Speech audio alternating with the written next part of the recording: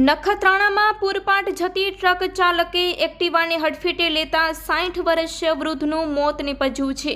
મળતી વિગતો અનુસાર શુક્રવારે મધરાત્રિએ અંગિયા તરફથી કંપનીના યંત્રોનો ભારે સામાન ભરી પૂરપાટ જતી ટ્રક પોલીસ મથકની સામે એક્ટિવાને હડફેટે લેતા એક્ટિવા પર સવાર ભીમજીભાઈ જખુભાઈ શેખા ઉંમર વર્ષ 60નું ટાયર તળે આવી જતા ઘટના સ્થળે જ મોત નીપજ્યું છે। જ્યારે એક્ટિવા ચાલકને ગંભીર ઈજાઓ થતાં સારવાર હેઠળ ખસેડાયા છે। ટ્રક નંબર GJ12AZ53 38 વાહનને પોલીસે જપ્ત કરી આગળની કાર્યવાહી હાથ ધરી છે।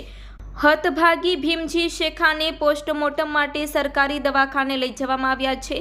મૃતકના પુત્ર સુનિલ શેખાએ ફરિયાદ નોંધાવી હતી।